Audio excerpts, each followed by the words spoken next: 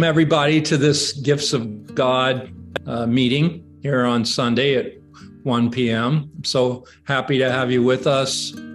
And I wanted to talk a couple of things that we've been over with the podcast this week. The first thing is this characteristics of God's teachers. That's the fourth part in the teacher's manual, and it lists 10 characteristics. And I think when we did the last one, Sandra asked this question. It was in the last paragraph where it was saying, these are not attributes that like love. These are not qualities that are God-given, that are inherent to you. You know, like certain things that we have are like innocence, let's just say. It's like we already are that. We already have the love. We already are that. So that's an inherent quality that's God created. But these characteristics of God's teachers, they're kind of like in the realm of the miraculous that we have to learn and practice and give attention to, right? So there are more things that we have to give the attention so that we master them. Whereas something like love, something like innocence doesn't require mastery. It's like the text said, the removal of the blocks to be aware of them. And well, how do we remove the blocks to be aware of these intrinsic things like love and innocence? Well, we need these characteristics of God's teachers in order to remove the blocks. We need to be tolerant. We need to be defenseless. We need patience. We need faith. You know, those are things that we develop. And those are the characteristics of God's teachers. And God's teachers are God's teachers because they're developing these characteristics. So I think that was something that was very profound when we saw the difference. Well, and it starts with trust, and it gives a lot of attention to trust. You know, trust is the first one, and then it gives all these different phases of developing trust, you know, which were very interesting. Yeah, let's see. I've got the thing printed out here. Yeah. Period of undoing, and yeah, it divided trust into these developing trust through these different periods, right? And the first one was undoing, and then it said, well, the ego is going to perceive undoing as a sacrifice, so it's not going to want to do it because it feels like you're asking it to give up stuff. And then at some point you realize, well, you're only giving up what you don't want, and you're keeping what you do want. And you're only giving up what doesn't have any value, and you're keeping what does have value. So this first kind of phase of developing trust is developing your ability to distinguish between what has value and what doesn't have value, and what you want and what you don't want. So you go through that, and then it says there's a period of sorting out, which I thought was very interesting. And I think we've all gone through that period. Tara Singh used to talk about simplifying your life.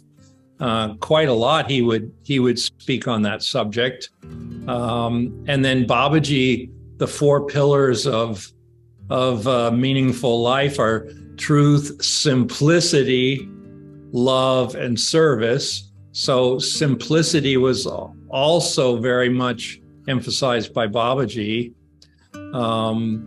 So I think we go through this phase where what is it we want out of life, and what is taking us more into that, and we don't really want to be distracted anymore by the meaningless things, or the things that are diversions that maybe they don't interest us anymore.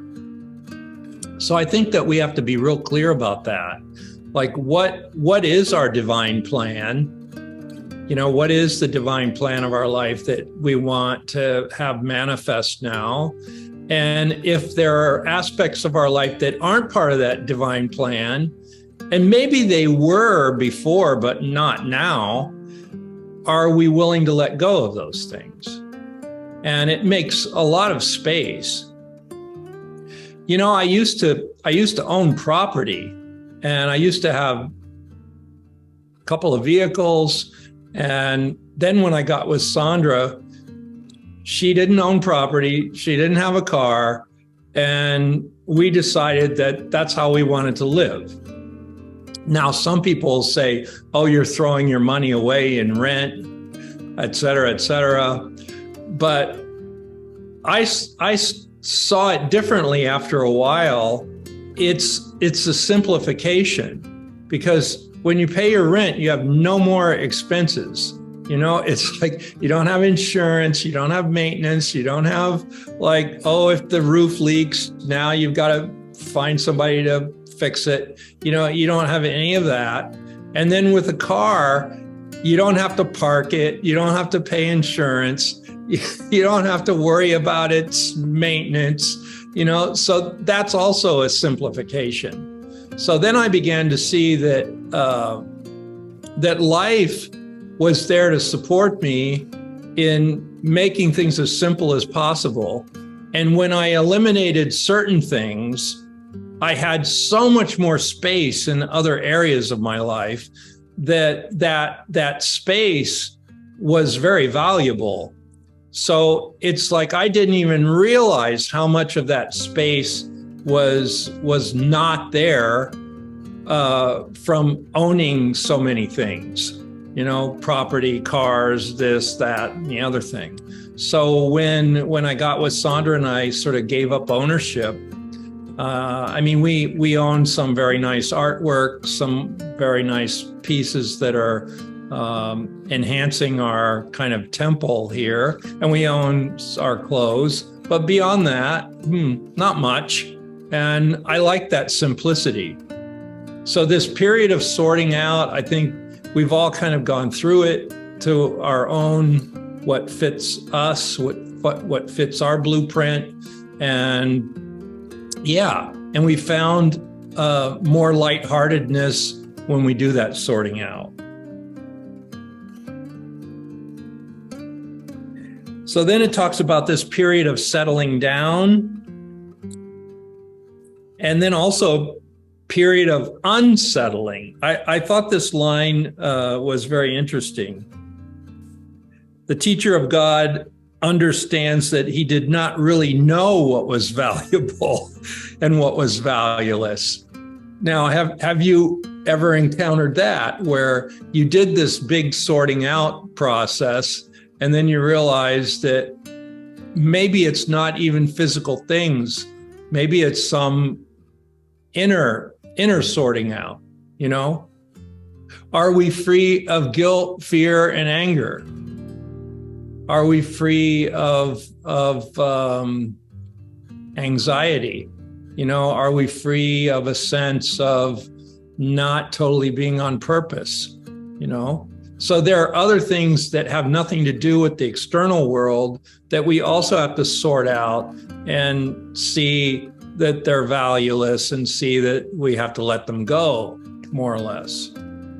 So I think that's what this last couple of parts are in developing trust. Then it says a period of achievement. Well, then you see that, you need this contact with the Holy Spirit to discern what's valuable and what's not. And then once you have that contact and you can make that clarity of what's valuable and what's not, then you can do the sorting out. And then you're settling in and you have this period of achievement where there's nothing in your life that's superfluous.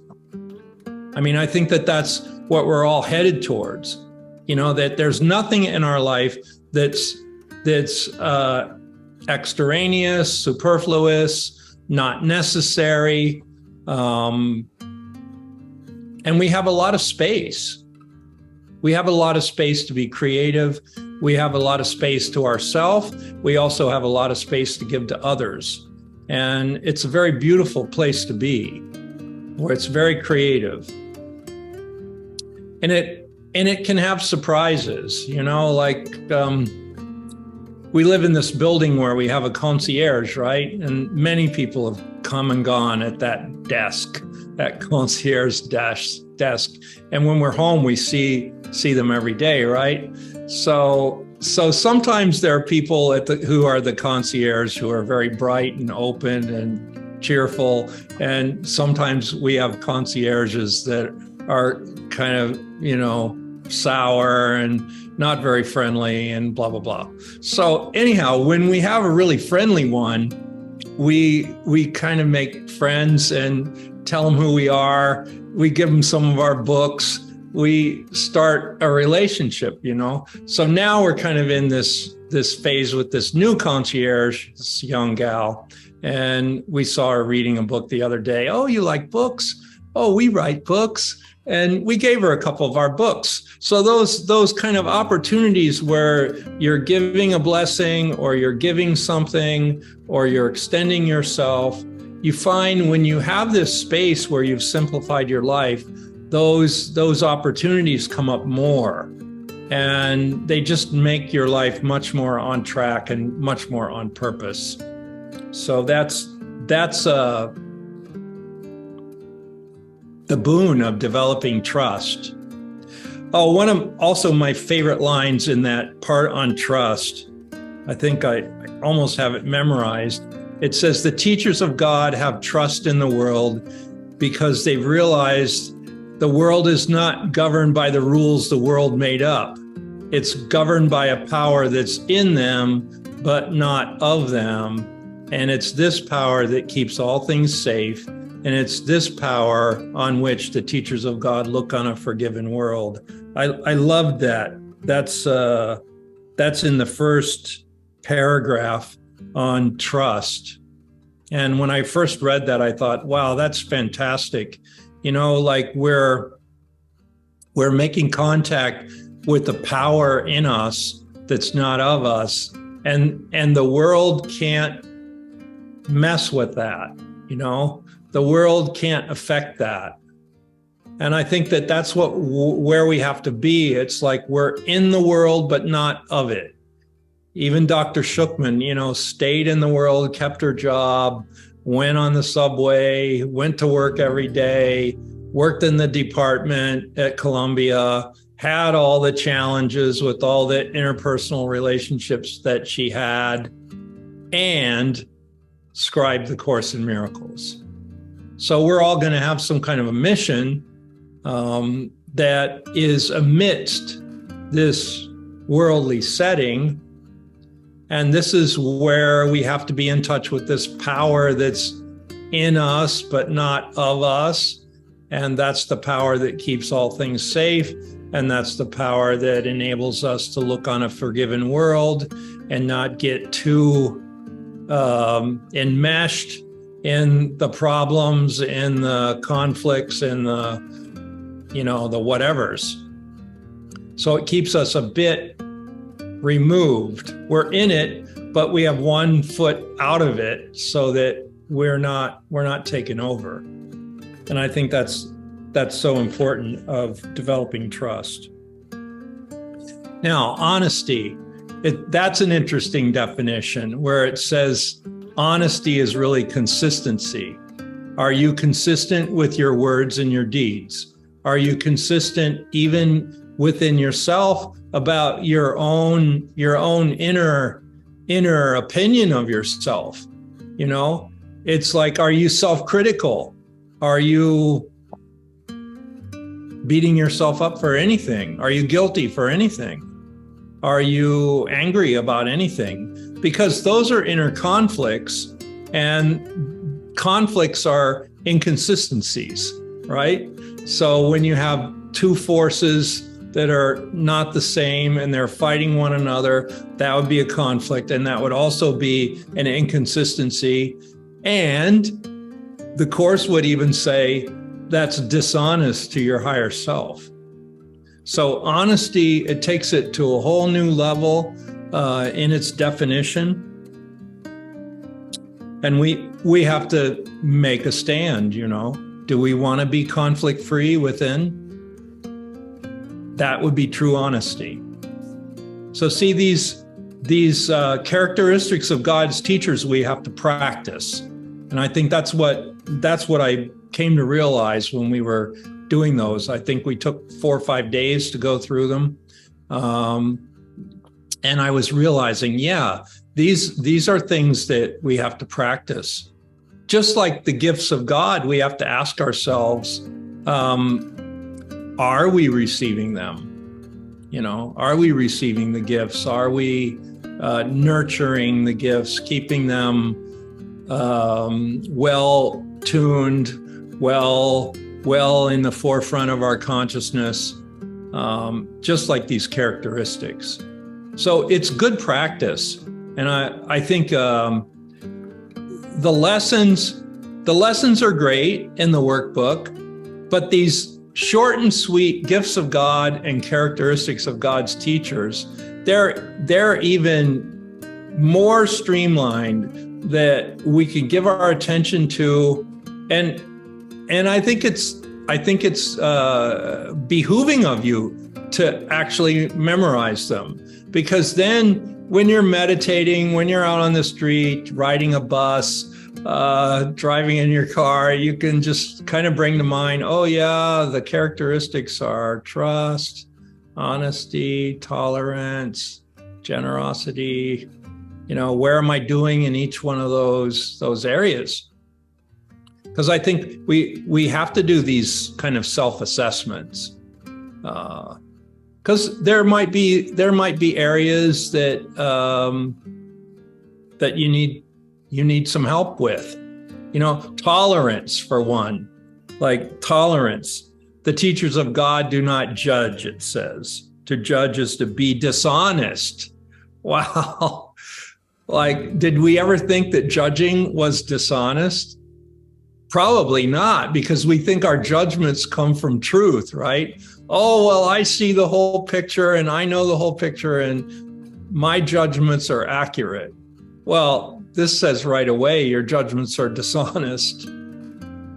So, you know, it's taking us to a whole new level in these characteristics. Gentleness. You know, that's also in the gifts of God, a gentleness that cannot be hurt. And it's interesting that it would associate gentleness with invulnerability. Like it's in your gentleness that you cannot be hurt. Whereas the ego just thinks it's the opposite. If you're too gentle, you'll be taken advantage of. You'll be like the deer that the lion eats, and you're going to really be hurt hard from being too gentle. So you've got to, protect yourself and defend yourself. So it's just the opposite of that in these characteristics of God's teachers. It says, gentleness, harm is impossible for God's teachers. They can neither harm nor be harmed. Harm is the outcome of judgment. It is the dishonest act that follows a dishonest thought. It is a verdict of guilt upon a brother and therefore on oneself. It's the end of peace and the denial of learning. These are very, I don't want to say challenging, but they do push our mind to the edge. It's like they push us as far as we're willing to go to give up the ego. And they make it very clear that, okay, if you want to be tolerant, you can't judge. And if you want gentleness, you have to be tolerant, and you can't judge. It makes it very clear. So we can't get away. In other words, any lesson in the Course in Miracles is designed to corner our ego so we can't get away. First, it shows us how our ego operates. And then it gives us the opportunity to stop doing that. Okay? And if we want to keep doing it, well, then it's not Jesus's fault that we don't have miracles. It's our own choice to not have the miracles. Do you see what I mean? Miracles are not difficult. Miracles are presented, and they're usually very clear. And it's like we either go this way or that way. Tara Singh used to love that part in the text called the branching in the road. It's a chapter. It's a section in one of the chapter called the branching in the road. All right. And it's like you've come this far. It's like you've developed your trust this much. And then, okay, Jesus says, well, I know you've done all this sorting out, and you've tried to let go of what's valuable and keep the valuable. But what you really haven't seen is you have no idea what's valuable, what's not valuable. And that's another step you have to take. Well, okay, now that's a new branching in the road, right? That's a much more profound branching in the road. And it's also more confronting to the ego. He brings you kind of in increments of steps, like, okay, I couldn't confront your ego that much right off the bat. I have to take you through these steps. But now once you've gone through the steps, now you need to be told you didn't really know what the valuable was when you were doing your sorting out. It's not easy. It's not easy. I remember, and it brings to mind this experience I had with Tara Singh. He used to encourage us to do divine service or some form of service, helping in some kind of humanitarian thing. So many of us went and we worked in a Mother Teresa mission, right? Once a week. I did that for 3 years.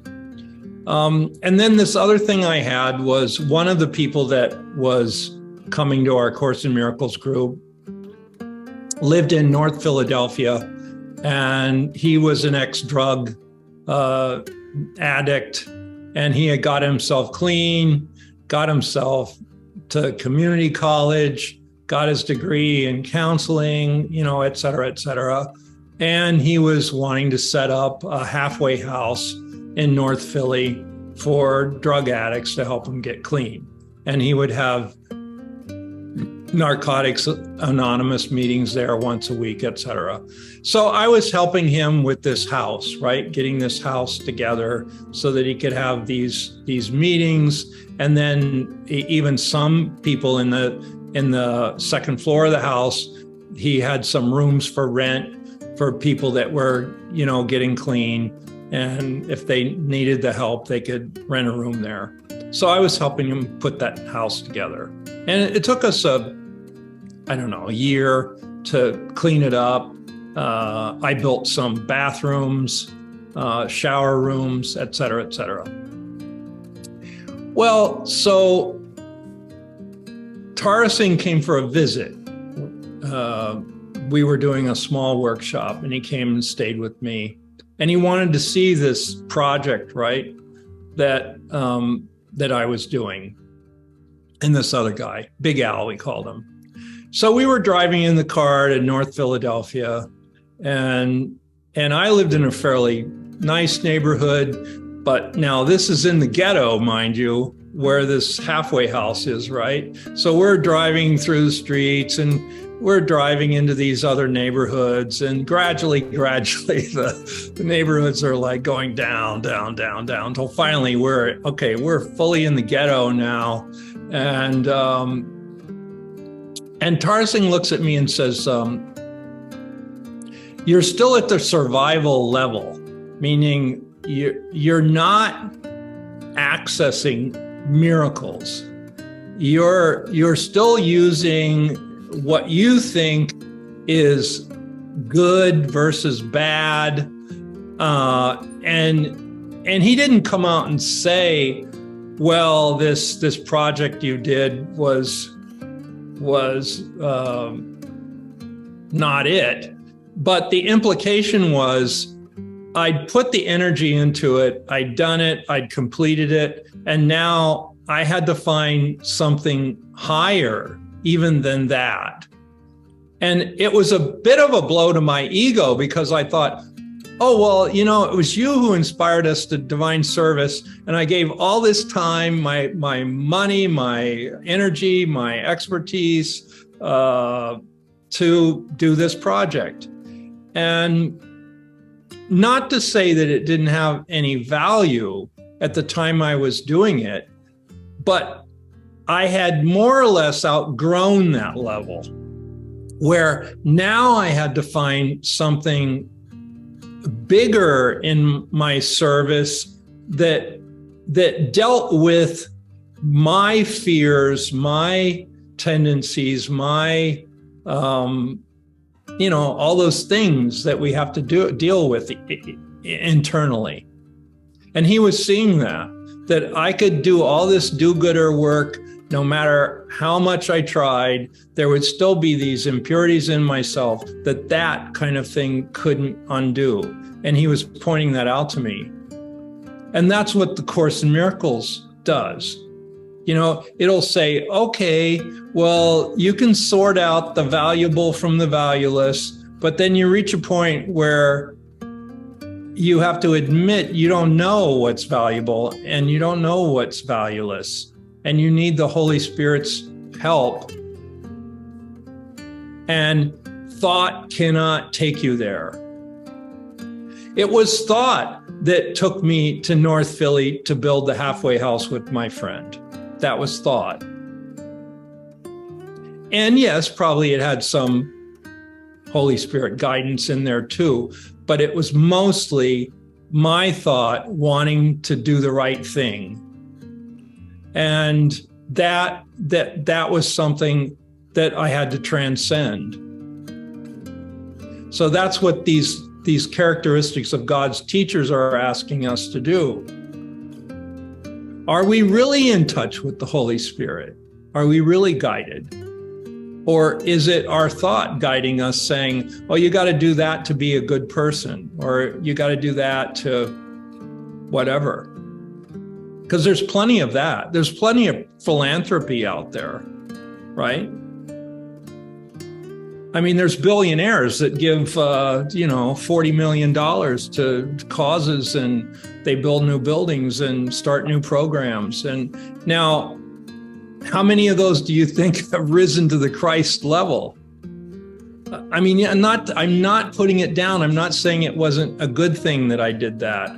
I'm not saying that it's not a good thing, all this philanthropy. I mean, there wouldn't be museums and beautiful things in the world if it weren't for wealthy millionaires and billionaires who leave all this money so that the public can enjoy all these beautiful things.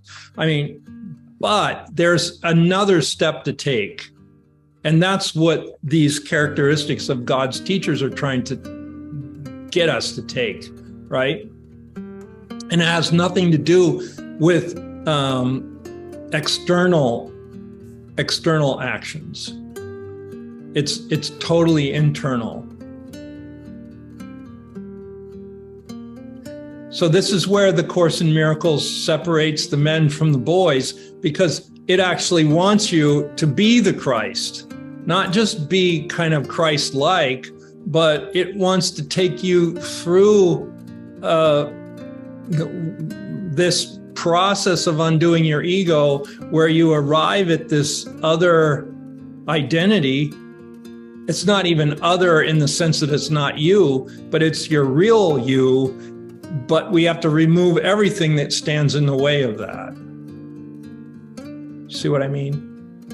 And that's the miracle, and that's the undoing.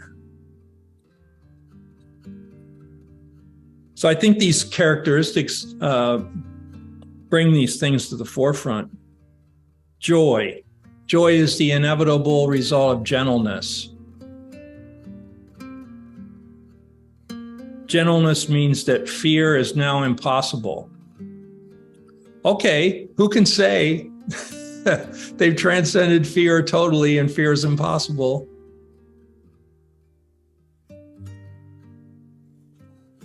Defenselessness, generosity. Generosity is a term that has special meaning for God's teachers. It's not the usual meaning of the word. In fact, it's meaning that must be learned and learned very carefully. Like all other attributes of God's teachers, this one rests ultimately on trust. For without trust, no one can be generous in the true sense. To the world, generosity means giving away in the sense of giving up. To the teachers of God, it means giving away in order to keep. Yeah, I think that's really important, that principle. All that I give is given to myself, right? Lesson 108. To give and to receive are one in truth. So this giving to increase, that's very unfamiliar to the ego's thought system. Giving usually has a motive. Oh yeah, I might increase if I give to certain people that are key players and they give something back to me, then I'll increase. But either giving has this connotation that if I give it away, I won't have it anymore, or it has this connotation like I better give to the right people so that they give back to me, and then it has a motive. See, so it's like, can you be free of motive and can you be free of lack? And then in this giving, you're automatically increasing as you give. So you don't have a motive. You're just in this constant giving, right?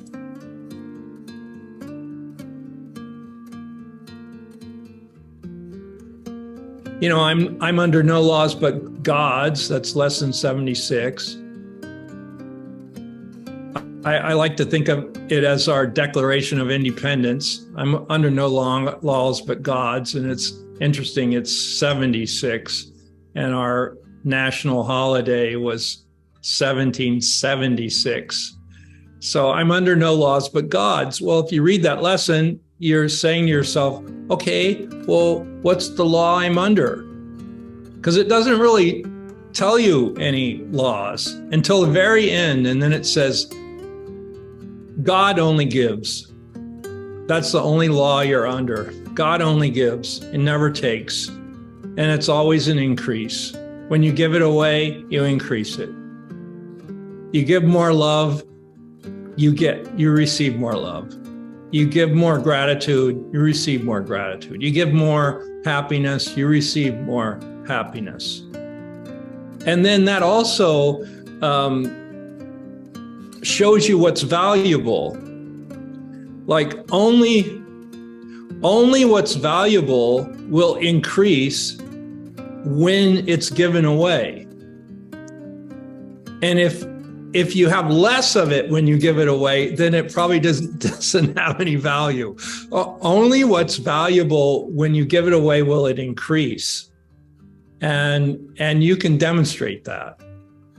And these are not, they can be manifested in tangible things, but they don't begin there. You know, like who can say love is a tangible thing until you give it in a certain form, and then, okay, now it has a form, but the love itself is, you can't really say it's here, it's there, it's this element, it's that element. No, it's an energy. It's it's a dimension, it's a vibration, just like gratitude, just like trust, so as you're giving it away, you're increasing it. And then when you see that, you can be really generous, because you see all your generosity is to the end of increase. It's like more generosity you have, the more it keeps filling your reservoir, that you have more to give away. Patience, that's a good one. Oh, in this line, we thought this was a really good line. Those who are certain of the outcome can afford to wait, and wait without anxiety, and patience is natural to them. Certain of the outcome. Yeah, well, we looked at that for a while, like, are we certain of our outcomes? We put certain things out there with our work, and then sometimes, it's like you put a seed in and you wonder if it's going to grow, and then maybe there's a little bit of uncertainty, like, oh, I don't know if it's going to grow or go this way or that way. So then we get into a little bit of, anxiousness, doubt, this and that. So this certainty of outcome, I think we all have to nurture that in ourselves. When we know we're doing the right thing, or we know we're putting something out that is kind of divinely guided, divinely inspired, do we have that certainty of the outcome? It's a good question. And it's like, it by even asking the question, you make the contact with the forces that are going to bring it about. Like, okay, so if it's a divine inspiration and you're divinely guided to do it, those forces would be there to fulfill it, right? They would just be there. So let the forces fulfill it, and not to be lazy. You can't be lazy. You might get, oh, well, I've got to do X, Y, and Z to help it along. And you help it along and you water the plant, you water it, you nurture it. But it's like these other forces that are making it grow and flower and extend. So I think we have to, but we also have to have that certainty of outcome. Because when we get into doubt, that like throws a monkey wrench in it. So patience is just having certainty of the outcome, and we don't know how long things are going to take to unfold or flower or whatever, but we know that it's the right thing to do, it's the right action, and then we have this certainty of the outcome. And who cares how long it takes? Who cares? Yeah. We were watching some documentary. It was I forget. It was an art documentary, and it was showing all this unbelievable architecture. And it was like maybe 300-400 years ago, right? Before they even had electricity and power tools. And Sandra said, well, how did they build those things? And I said, well, they didn't care how long it took. It could have taken 10 years to build it.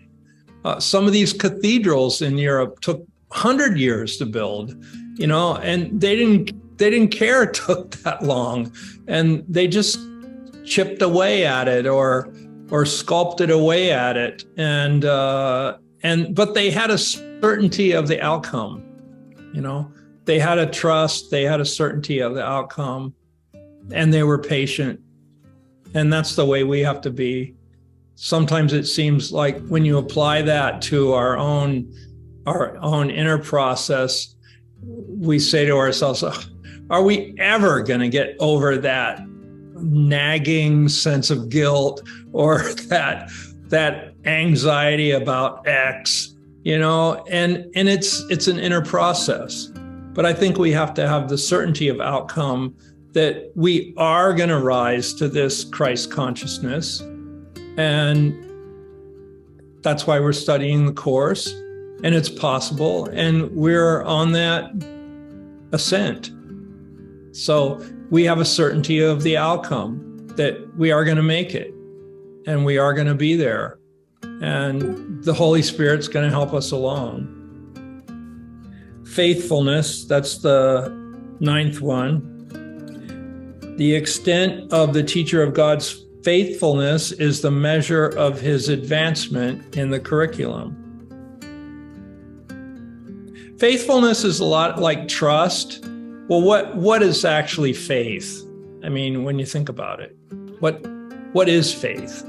Faith is when you have to trust things are going to be okay or move forward without knowing how it's going to happen, right? So faith always involves the unknown. Like, it's easy to trust when you know all the pieces are going to fall into place, like X, Y, Z, put them, this first, that second, that's one thing. But when there's a lot of unknown, you need the faith. That's where the faith comes in. It's a trust without knowing, is this faithfulness. And then the last one says open-mindedness. I think that's a real good one too. The centrality of open-mindedness, perhaps the last of the attributes of the teacher of God acquires, is easily understood when its relation to forgiveness is recognized. Open-mindedness comes with lack of judgment. It says that a lot in these characteristics of God's teachers. Give up judgment. Don't have judgment. And I think we have to really embrace that and have that. And then if we don't have judgment, then we're open-minded.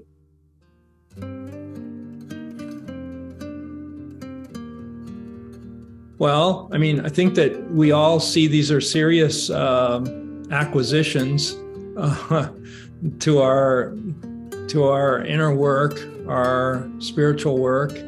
And I'm glad that Jesus made them so clear. And